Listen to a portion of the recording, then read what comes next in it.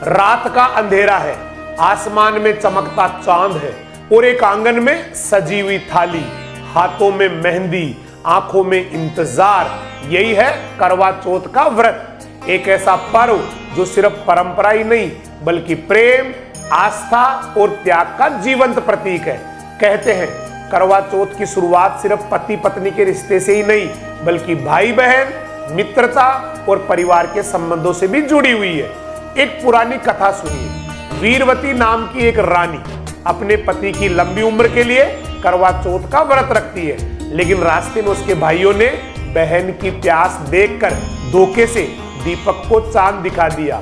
व्रत अधूरा रह गया और राजा की मृत्यु हो गई।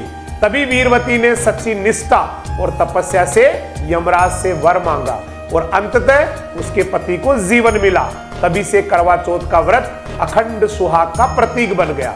सोचिए दोस्तों, एक स्त्री दिन भर भूखी प्यासी रहती है सिर्फ इसलिए कि उसका जीवन साथी लंबी उम्र जिए। ये केवल परंपरा ही नहीं है, ये प्रेम का वो रूप है जिसे शब्दों में बांधना नामुमकिन है। कुछ फैक्ट्स आपको बताता हूं। करवा चौथ का उल्लेख महाभारत में भी मिलता है। द्रौपदी ने अर्जुन की सुरक्षा हेतु भगवान कृष्ण के कहने पर करवा चौथ का व्रत रखा था। विज्ञान भी मानता है व्रत रखने से शरीर की डिटॉक्सिफिकेशन होती है और आत्म संयम से मानसिक शक्ति बढ़ती है। करवा चौथ में करवा यानी मिट्टी का पात्र जिसमें जल भरकर दान किया जाता है, यह संदेश देता है संसार का हर रिश्ता जल की तरह पवित्र हो। अब जरा सोचिए, जब एक स्त्री चांद को छलनी से देखती है तो वो सिर्फ पति को ही नहीं बल्कि अपने पूरे परिवार को आशीर्वाद देती है। करवा चौथ सिर्फ स्त्रियों का ही व्रत नहीं है, आजकल कई जगहों पर पति भी पत्नी के लिए उपवास रखते हैं, क्योंकि प्रेम में त्याग और आस्था दोनों तरफ से होनी चाहिए। करवा चौथ की खूबसूरती यही है, ये पर्व न सिर्फ सुखमय दाम्पत्य का प्रतीक है बल्कि ये सिखाता है कि रिश्ते सिर्फ अधिकार नहीं बल्कि कर्तव्य और त्याग भी होते हैं। यही है करवा चौथ का असली संदेश, रिश्तों की मजबूती, विश्वास की गहराई और प्रेम का अमृतत्व।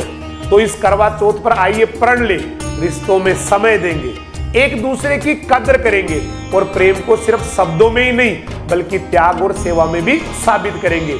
क्योंकि याद रखिए, चांद हर साल आएगा, करवा चौथ हर साल आएगा, पर असली सुंदरता उस प्रेम और त्याग की है जो दिल से निभाया जाए। और अंत में जब पत्नी छलनी से चांद को देखती है तो चांद मुस्कुराकर कहता है, आपके प्रेम से ही ये धरती और आसमान सुंदर है।